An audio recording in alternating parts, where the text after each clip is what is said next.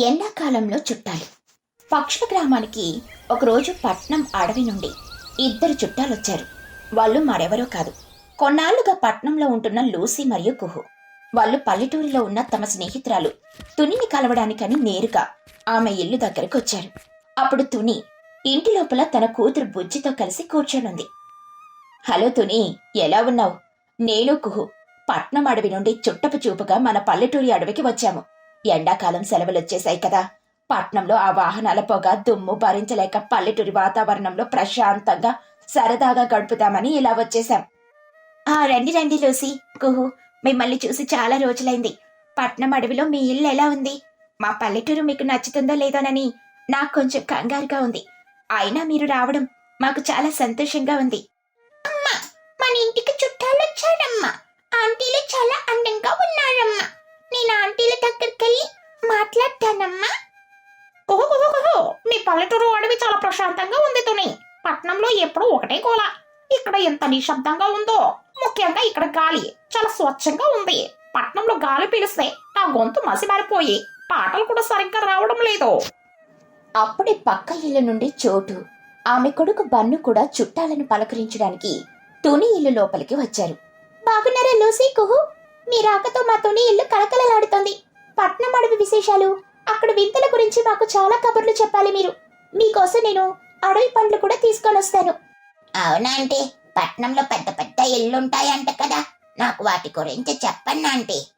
వాళ్ళలా ఆనందంగా మాట్లాడుకుంటూ ఉండగా హఠాత్తుగా వీస్తున్న గాలి పూర్తిగా ఆగిపోయింది. చెట్ల ఆకులన్నీ స్తబ్దగా ఉండిపోయాయి. ఒక్క ఆకు కూడా కదలడం లేదు. వాతావరణం ఒక్కసారిగా వేడెక్కింది. ఇల్లు లోపల భయంకరమైన ఉక్కపోత మొదలైంది. అయ్యో, గాలి పూర్తిగా ఆగిపోయింది. అచ్చం మనుషుల పట్టంలో కరెంటు కట్ అయిపోయినట్లుగా మన అడవిలో గాలి కట్ అయిపోయింది. భయంకరమైన ఉక్కపోత వచ్చేసింది. ఇలాంటి ఎండ ఉక్కపోత నేను ఈ మధ్యకాలంలో ఎప్పుడూ చూడలేదు. అమ్మో, ఏమిటి ఉక్కపోత? పట్నం అడవిలో మాకు ఇలాంటి ఉక్కపోతే ఉండదు. ఇక్కడ గాలి ఆగిపోతే ఈ ఇల్లు లోపల నేను ఊడికిపోతున్నాను. నా ఒళ్ళంతా చెమటతో తడిసిపోతుంది. చూడుతుని, నా తెల్లటి ఈకలు ఎలా ముద్దగా మురికిగా తయారైపోతున్నాయో. నా చర్మం నిగారింపు పోతుంది. నా అందం పాడైపోతుంది తుని. అయ్య బాబోయ్, పల్లెటూరులో ఇంత ఉక్కపోత ఉంటుందని నాకు ఎవరూ చెప్పలేదే. అవును లూసీ, నువ్వు చెప్పింది నిజమే.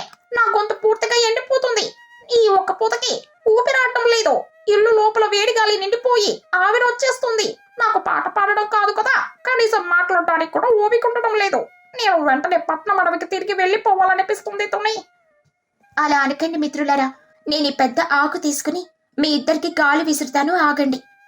తుని ఒక ఆకుతో విసురుతూ, ఈరోజు ఎందుకో అడవిలో గాలి దేవుడు కోపగించుకున్నాడు. కొద్దిసేపు ఓపిక పట్టండి. అంటే నాకు చాలా ఉడుకుగా ఉందంటీ. ఈ ఇల్లు లోపల నేను ఉండలేకపోతున్నాను. నాకు చెమట పడుతోంది. నా ఒళ్ళంతా దురదగా ఉంది. అమ్మా, నాకు కూడా ఉడుకుపోతుందమ్మా. ఆ ఆకుతో నాకు కూడా విసురువా అమ్మా? గాలి ఎప్పుడు వస్తుందమ్మా? ఇక్కడ నేను అసలు ఉండలేకపోతున్నానమ్మా. అలా ఉక్కపోతకి చుట్టాలు మరియు పిల్లలు తీవ్రంగా ఇబ్బంది పడుతున్న సమయంలో ఆకాశం నుండి ఎంతో ఉత్సాహంగా, ఏమాత్రం నీరసం లేకుండా చిచ్చు మరియు చిన్ను అక్కడికొచ్చారు. వాళ్ళ ముఖాల్లో ఎలాంటి అలసట లేదు. ఏమిటి మిత్రులారా, పట్నం నుండి మన ఊరికి ఇద్దరు అందమైన చుట్టాలొచ్చారని విని పలకరిద్దామని వచ్చాను. లూసీ, కోహో, ఎలా ఉన్నారు? కానీ మీ ముఖాలు ఎందుకలా వాడిపోయి చెమటలు పట్టున్నాయి? మీరంతా ఉడికిపోయిన కూరగాయల్లా కనిపిస్తున్నారు. రా చిచ్చు, చుట్టాలొచ్చారన్న ఆనందం లేకుండా పోయింది. హఠాత్తుగా గాలాగిపోయి అచ్చం కరెంటు కట్ అయిపోయినట్లు ఉక్కపోత మొదలైంది. నేను ఆకులతో విసురుతున్నా కూడా ఈ వేడి తగ్గడం లేదు. పట్నం నుండి వచ్చిన చుట్టాలు ఈ వేడికి తట్టుకోలేక చాలా అవస్థ పడుతున్నారు. అప్పుడే అక్కడికి నడుచుకుంటూ ఊరి పెద్ద మహి కూడా వచ్చింది. అవును చిచ్చు, నేను కూడా మన చుట్టాలను పలకరిద్దామని ఇక్కడికి వచ్చాను. కానీ ఈ ఉక్కపోతకి వాళ్ళు పడుతున్న బాధ చూస్తుంటే పల్లెటూరి పరువు పట్నం పక్షుల ముందు పోయేలా ఉంది. వాళ్ళిప్పుడే తిరిగి వెళ్ళిపోతామని అంటున్నారు. ఏదైనా దారి చూపించు. అవును చిచ్చు, మీ పల్లెటూరి ఇల్లు లోపల చాలా అంటే చాలా వేడిగా ఉంది. నా ఈకలు చెమటతో అంటుకుపోతున్నాయి. ఈ ఉక్కపోతకి నా వల్ల కావడం లేదు. నాకు వెంటనే ఏదైనా చల్లటి ప్రదేశం కావాలి, లేకపోతే నేను ఇక్కడే స్పృహ తప్పి పడిపోతాను. చిచ్చు నవ్వుతూ, అరే, దీనికే భయపడి పట్నం వెళ్ళిపోతామంటే ఎలా లూసీ? పల్లెటూరి వాతావరణం అంటే ఇలా ఇరుకుగా ఉంటే ఇళ్ల లోపల 4 గోడల మధ్య కూర్చోవడం కాదు. ఇళ్లలో గాలాడక ఉక్కపోతగానే ఉంటుంది. మన అడవిలో అసలైన పల్లెటూరి చల్లదనం ఎక్కడ ఉంటుందో నేను మీకు చూపిస్తాను పదండి. అందరూ నా వెంట రండి. పొద్దున్నంటే మా అమ్మ మిమ్మల్ని తీసుకెళ్లే చోట చాలా చాలా చల్లగా ఉంటుంది. అక్కడ ఎప్పుడు గాలి ఆగిపోదు. నేను పన్ను అక్కడ హాయిగా ఆడుకుంటాం. రెండోంటి. చిచ్చు మాటలతో పక్షులన్నీ తమ ఇల్లు వదిలి ఊరి చివర చెరువు కట్టనున్న ఆ విశాలమైన దట్టమైన పెద్ద మర్రి చెట్టు కిందకి చేరుకున్నాయి. ఆ చెట్టుకి వందలాది ఊడలున్నాయి. వాటి మధ్య ఎంతో విశాలమైన నీడ ఉంది. ఆ చెట్టు వేర్లు ఎప్పుడూ చెరువు నీళ్లలో నానుతూ ఉంటాయి. అక్కడికి వెళ్ళగానే చెరువు నీళ్ల మీద నుండి వస్తున్న చల్లటి గాలి వాళ్ళ ఈకల్ని మెల్లగా తాకింది. ఉక్కపోత ఒక్కసారిగా మాయమైపోయింది. వా, ఈ చెట్టు కింద ఎంత చల్లగా ఉందో! ఇది నిజంగా అద్భుతం. ఇక్కడ అసలు ఉక్కపోత అనేదే లేదు. నా ఈ ఈకలకి చల్లటి గాలి తగులుతూ మళ్ళీ హాయిగా అనిపిస్తుంది. నా చెమటంతా ఆరిపోయింది. నా చర్మం నిగారింపు మళ్ళీ వస్తోంది. ఇందాకటి ప్రాణ సంకటం నుండి బయటపడ్డాను. ఇదే పల్లెటూరి అసలైన అందం లూసీ. పట్నం అడవిలో ఎంతైనా సిమెంట్ భవనాల వల్ల గాలి ఆగిపోతుంది. కానీ ఇక్కడ చెరువు మీద నుండి వీచే గాలి ఈ మర్రి చెట్టు ఆకులను తాకి సహజమైన ఏసీలాగా ఎంతో హాయినిచ్చే చల్లదనాన్ని ఇస్తుంది. ఇక్కడ ఎప్పటికీ కరెంట్ కట్ అవ్వదు, గాలి కూడా కట్ అవ్వదు. నిజమే చచ్చు, నా గొంతుకి ఇప్పుడు చాలా హాయిగా ఉంది. నా ఊపిరితిత్తులు చల్లటి గాలితో నిండిపోయాయి. ఈ చెట్టు నీడలో, ఈ చల్ల గాలిలో నేను మళ్ళీ ఆనందంగా పాడుకోగలను. ఇందాక పట్నం వెళ్ళిపోతానన్నమాట నేను వెనక్కి తీసుకుంటున్నాను. అమ్మా, ఇక్కడ చాలా చాలా బాగుందమ్మా. ఇక్కడ నాకు అస్సలు ఉడుకుగా లేదమ్మా. నేను పన్ను చిన్ను ఈ ఊడల మధ్య తాకుడు ముట్టలు ఆడుకుంటామమ్మా. వెళ్ళి ఆడుకోండి పిల్లలు, పడిపోకుండా జాగ్రత్తగా, సరేనా? రండి లూసీ, కుహు, ఇదిగో నేను మీకోసం మా ఇంటి నుండి తెచ్చిన పల్లెటూరి అడవి పండ్లు మరియు తీయటి తేనె ఈ చల్లటి చెట్టు కింద కూర్చొని ఇవి తింటూ ఉంటే మీకు పట్నం ఏమాత్రం గుర్తుకు రాదు. అవును మిత్రులారా, ఇక్కడ కూర్చొని పండ్లు తింటూ మన పాత కబుర్లన్నీ మాట్లాడుకుందాం. ఇప్పుడు పల్లెటూరు మీకు నచ్చిందా? లూసీ పండ్లు తింటూ ఆనందంగా, ఆహా, పల్లెటూరి వాతావరణం, ఈ చెట్టు కింద చల్లగాలి ఎంత అద్భుతంగా ఉన్నాయో మాటల్లో చెప్పలేను. ఇరుకు ఇళ్లలో ఉక్కపోతతో బాధపడే కంటే ప్రకృతి ఒడిలో ఇలా కబుర్లు చెప్పుకుంటూ గడపడం చాలా ఆనందంగా ఉంది. ఈ స్వచ్ఛమైన తేనె రుచి పట్నంలో ఎక్కడా దొరకదు. నిజంగా పట్నం కంటే పల్లెటూరే మిన్నా. అదే పల్లెటూరి గొప్పతనం. మనకి ఎలాంటి కష్టం వచ్చినా, ఎంతటి ఉక్కపోత వచ్చినా ప్రకృతిలోనే ఒక అందమైన పరిష్కారం దొరుకుతుంది. చిచ్చు సరైన సమయానికి మనల్ని ఇక్కడికి తీసుకొని వచ్చి మీ అందరి ఉక్కపోతను తీర్చింది. మన పల్లెటూరి పరువుని నిలబెట్టింది. అందులో నా గొప్పతనం ఏముంది మహిగారు? ఎవరైనా ఇబ్బందిలో ఉన్నప్పుడు వాళ్ళకి ప్రకృతి విలువ తెలియజేయడం నా పని. ముఖ్యంగా చుట్టాలకు మన పల్లెటూరి ఆతిథ్యం, ప్రేమ, చల్లగాలి రుచి చూపించడం నా బాధ్యత. అందరూ హాయిగా ఆనందించండి. అలా పక్షులన్నీ ఆ సాయంత్రం ఆ పెద్ద చెట్టు కింద చల్లగాలిలో తీయటి పండ్లు తింటూ పిల్లలు ఆడుకుంటుంటే ఎంతో ఆనందంగా పాత జ్ఞాపకాలను, కబుర్లను పంచుకుంటూ గడిపాయి. పట్నం నుండి వచ్చిన చుట్టాలు పల్లెటూరి వాతావరణానికి, ఇక్కడి సహజమైన చల్లగాలికి పూర్తిగా ముగ్ధులయ్యారు. మళ్లీ మళ్లీ సెలవులకు ఇక్కడికే రావాలని నిర్ణయించుకున్నారు. ఈ కథలోని నీతేంటంటే, 4 గోడల మధ్య ఉండే ఉక్కపోత కంటే ప్రకృతి ఒడిలో చెట్ల నీడ ఇచ్చే చల్లదనం ఎంతో గొప్పది. మనుషులైనా పక్షులైనా పల్లెటూరి వాతావరణాన్ని, సహజమైన గాలిని ఎప్పటికీ ఆస్వాదించాల్సిందే.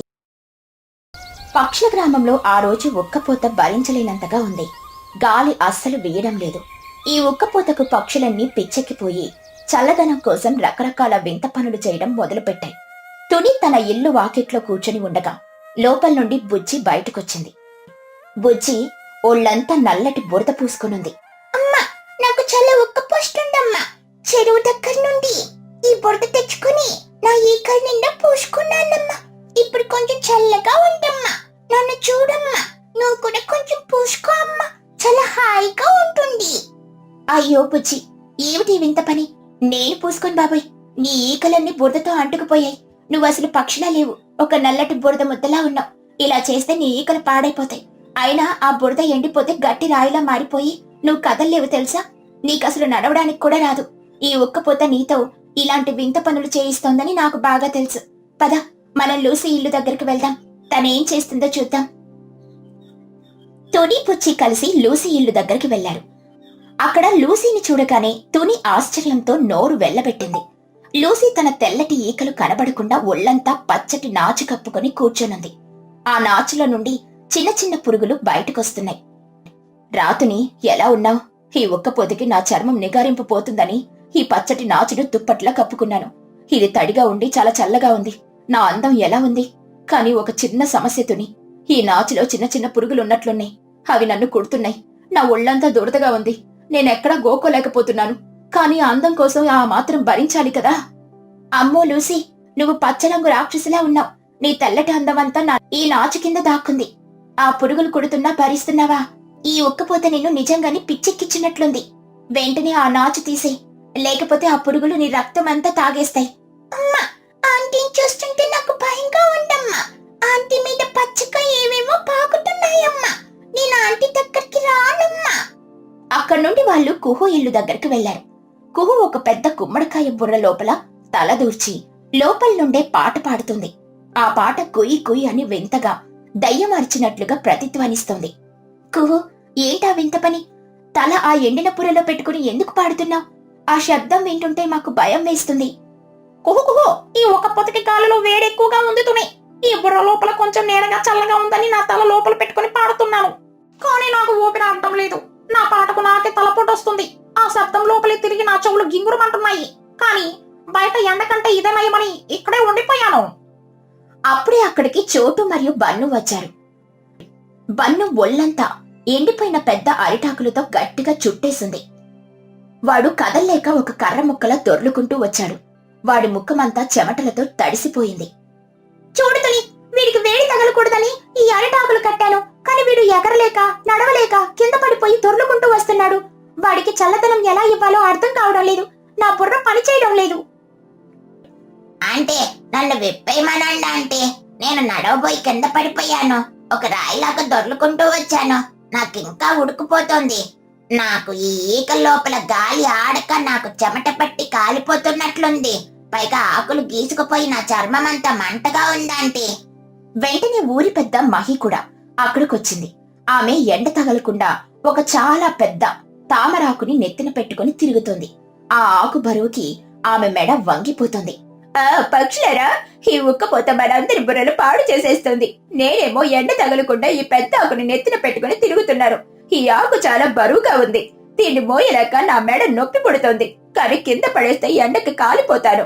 మన ఊరి పక్షులన్నీ ఇలా వింత పనులు చేస్తుంటే నాకు దిగులుగా ఉంది. ఎవరి దగ్గరైనా చల్లగా ఉండే సరైన ఉపాయం లేదా? అప్పుడే ఆకాశం నుండి ఎంతో ఉల్లాసంగా ఎగురుకుంటూ చిచ్చు మరియు చిన్ను అక్కడికొచ్చారు. వాళ్ళిద్దరూ చాలా తాజాగా చల్లగా ఉన్నారు. వాళ్ళ ఈకల నుండి చల్లటి నీటి చుక్కలు రాలుతున్నాయి.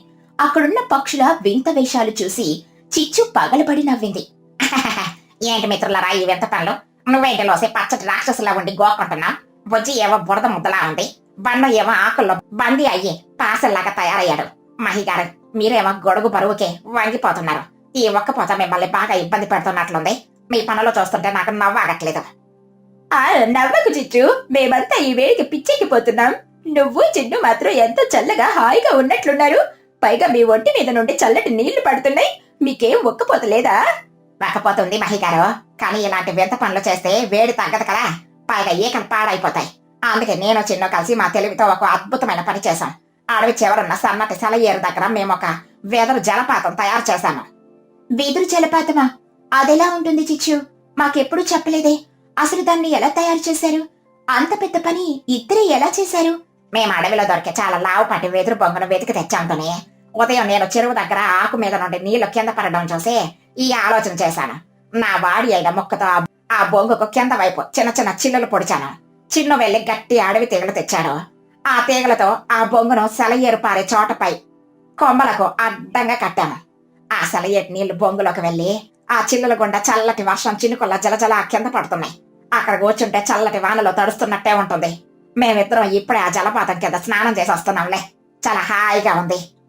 అవునంటే అక్కడ చాలా చాలా చల్లగా ఉంది. ఆ చినుకులు పడుతుంటే ఒక్కపోత ఎక్కడికో పారిపోయింది. మీరంతా ఇలాంటి వింత పనులు మానేసి మాతో పాటు అక్కడికి రండి. మేము మీకు ఆ జలపాతం చూపిస్తాము. అక్కడ ఎంత ఆడుకున్నా అలసట రాదు. నిజమా? అయితే నేను వెంటనే అక్కడికి రావాలి. ఈ పచ్చటి నాచు కప్పుకొని నేనిక ఉండలేను. ఈ పురుగుల కుట్లు భరించలేకపోతున్నాను. ఆ చల్లటి నీళ్లలో నా ఈ ఈకలు మళ్ళీ తెల్లగా మెరవాలి. నేను కూడా జలపాతం కింద ఆడుకుంటానమ్మా. నా ఒంటికున్న ఈ పురుదంటే కడుక్కుంటానమ్మా. నా ఈకలు గట్టి పడిపోతున్నాయమ్మా. త్వరగా వెళ్దాం పదమ్మా. అయితే ఇంకా ఆలస్యం ఎందుకు? అందరూ నా వెంట రండి. ఈ రోజు ఆ వెదురు జలపాతం కింద మనందరికి పెద్ద పండగే. పక్షులన్నీ చిచ్చు వెంట అడవి చివరున్న సెలయేరు దగ్గరికి వెళ్ళాయి. అక్కడ చిచ్చు తయారు చేసిన వెదరు జలపాతం అద్భుతంగా పనిచేస్తుంది. పైనుండి పడుతున్న చల్లటి నీటి తుంపరులు వాతావరణాన్ని మంచుల్లా చల్లబరిచాయి. పక్షులన్నీ ఆనందంతో ఆ నీటి తుంపరుల కిందకు వెళ్ళాయి. అబ్బా, ఈ నీటి తుంపర్లు తగులుతుంటే నా గొంతు మళ్ళీ కిలకిలలా మారిపోయింది, కోకిలలా మారిపోయింది. నా పాట ఇప్పుడు ఆడవత్తం వినిపిస్తుంది. నా తల ఆ గుమ్మడికాయ బుర్రలో పెట్టుకోవడం ఎంత తెలివి తక్కువ పరమో ఇప్పుడు అర్థమైంది. పన్ను, త్వరగా ఆ అరటాకులు విప్పేసి ఈ చల్లటి నీళ్ళలో ఆడుకో. నీ ఉక్కపోతంతా తీరిపోతుంది. అబ్బా, ఈ ఆకలి తీసేస్తే ఎంత హాయిగా ఉందో. ఇక్కడ చాలా చల్లగా ఉందంటీ. నాకిప్పుడు అస్సలు ఉడుకుగా లేదు. నేను రోజు ఇక్కడికే వస్తాను. నాకు ఇదంటే చాలా ఇష్టం. బన్ను ఆనందంగా గంతులేశాడు. ఆహా, నా ఒంటికున్న నాచు పురుగులు అన్ని కొట్టుకుపోయాయి. నా తెల్లటి అందం మళ్ళీ బయటపడింది. నా ఈకలు ఇప్పుడు ఎంతో శుభ్రంగా చల్లగా ఉన్నాయి. ఇంకెప్పుడు ఆ పచ్చ నాచు జోలికే వెళ్ళను. ఆ చిచ్చు, నీ ఆలోచన, నీ కష్టం. మన పక్షులందరి పిచ్చి పనులను ఆపేశాయి. నువ్వు ఎప్పుడూ ఇలాంటి అద్భుతమైన పనులతో మమ్మల్ని ఆశ్చర్యపరుస్తూనే ఉంటావు. నా తల మీద ఉన్న గొడుగు భారం కూడా పోయింది. ఈ ఉక్కపోతకి ఇది సరైన విరుగుడు. ఈ రోజు నువ్వు మా ప్రాణాలని కాపాడావు. మనమంతా ఆనందంగా ఉండడమే నాకు కావాలి మహిగారు. ఎవరైనా ఇబ్బందిలో ఉన్నప్పుడు వాళ్ళని చూసి నవ్వడం కాదు, వాళ్ళకి సరైన దారి పరిష్కారం చూపించడమే నా ధర్మం. ఇక అందరూ హాయిగా చల్లటి జలపాతం కింద స్నానం చెయ్యండి. పక్షులన్నీ ఆ చల్లటి వెదురు జలపాతం కింద తమ వింత వేషాలన్నీ కడుక్కుని చల్లటి నీటి తుంపర్లను ఆస్వాదిస్తూ సంతోషంగా ఆడుకున్నాయి. బుజ్జి బురదంతా కరిగిపోయి మళ్ళీ మామూలు పక్షులా తయారైంది. చిచ్చుకాకి తెలివి మళ్ళీ ఒకసారి ఊరి పక్షులందరికీ చల్లదనాన్ని, ఆనందాన్నిచ్చింది. ఈ కథలోని నీతేంటంటే, కష్టాలు లేదా ఇబ్బందులు వచ్చినప్పుడు కంగారు పడి వింత పనులు చేయకూడదు. ప్రశాంతంగా తెలివిగా ఆలోచిస్తే ప్రకృతిలోనే మనకు అద్భుతమైన పరిష్కారాలు దొరుకుతాయి.